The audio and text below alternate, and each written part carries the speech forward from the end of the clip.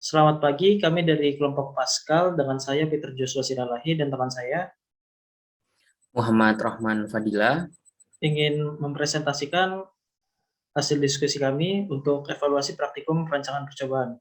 Untuk penelitian kali ini, maksud dan tujuan dari penelitian atau percobaan yang dilakukan yaitu untuk mengetahui pengaruh varietas terhadap produksi tanaman cabai. Kemudian untuk H0, tidak terdapat pengaruh dari varietas terhadap produksi tanaman cabai. Untuk H1, terdapat pengaruh dari varietas terhadap produksi tanaman cabai. Nah, untuk perlakuannya sendiri, yaitu pemberian macam varietas, yaitu cabai Tanjung 1, cabai Tanjung 2, cabai Lingga, cabai Lembang 1, dan cabai Gantari. Karena pemberian varietas ini akan memberikan pengaruh terhadap hasil, yaitu produktivitas tanaman cabai. Untuk bentuk satuan percobaannya, yaitu varietas tanaman cabai. Kemudian jumlah satuan percobaannya yaitu sebanyak 25. Kemudian bentuk satuan pencuplikan adalah tanaman cabai. Kemudian untuk faktor yang mempengaruhi hanya perlakuan yang mempengaruhi hasilnya, yaitu satu, varietas atau tidak ada faktor lingkungan. Next. Dan ini adalah data sekunder yang akan kita gunakan untuk di-input di RStudio nanti. Next. Berikutnya adalah uji normalitas dan homoskedastisitas varians. Di sini dapat dilihat dari hasil plot diagnostik pada plot residual versus fit, diketahui bahwa data-data tersebut tidak membentuk sebuah pola, dan pada plot normal QQ, datanya berada pada garis normal. Begitu juga dengan Shapiro-Wilk test, untuk uji normalitasnya dapat diketahui bahwa p-value yang didapatkan adalah 0,00295 yang menunjukkan bahwa data tersebut berdistribusi normal. Dan juga uji homoskedastisitas varians dengan uji Bartlett yang menunjukkan bahwa p-value 0,802 yang mengindikasi bahwa data tersebut homogen variansnya.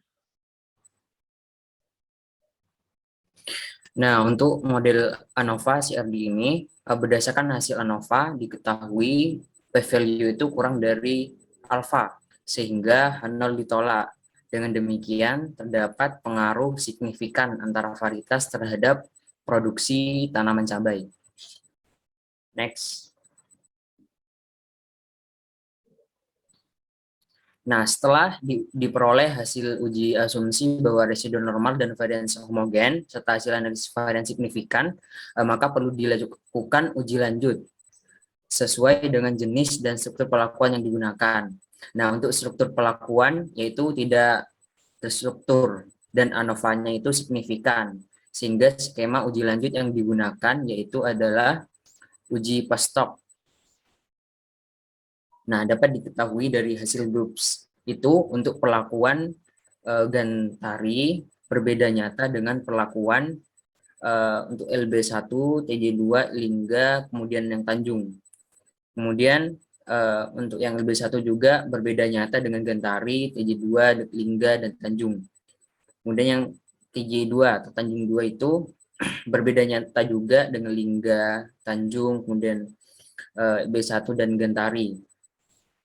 Kemudian untuk Lingga juga berbeda nyata dengan perlakuan Tanjung, kemudian TJ2, LB1 Gantari. Dan Tanjung juga berbeda nyata pula dengan Lingga, kemudian Tanjung 2, LB1, dan Gantari. Untuk perlakuan yang terbaik diperoleh yaitu pada perlakuan Gantari dengan nilai terbesar yaitu 664,2. Kemudian berikutnya itu adalah uji lanjut LSD Bofroni untuk data dan ANOVA CRD. Dapat dilihat hasilnya juga bersama. The next. Dan ini adalah uji lanjut HSD2K. Hasilnya juga sama. Next. Nah, ini adalah uji lanjut SCIF untuk data dan ANOVA CRD. Dapat dilihat di hasil grupnya, Gantari merupakan perlakuan yang terbaik atau nilainya paling besar. Next. Kemudian ini adalah uji lanjut Dinken atau di MRT untuk data dan ANOVA CRD. Juga dari hasilnya juga sama, Gantari memperoleh hasil yang terbesar atau perlakuannya itu paling terbaik. Dengan demikian, dapat disimpulkan dalam penelitian pengaruh varietas terhadap produksi tanaman cabai, datanya berdistribusi normal dan homogen. Hasil menunjukkan bahwa tidak ada pengaruh antar varietas dan terdapat pengaruh signifikan varietas terhadap produksi tanaman cabai. Demikian presentasi kami. Apabila ada kesalahan kata maupun perbuatan, mohon dimaafkan. Terima kasih.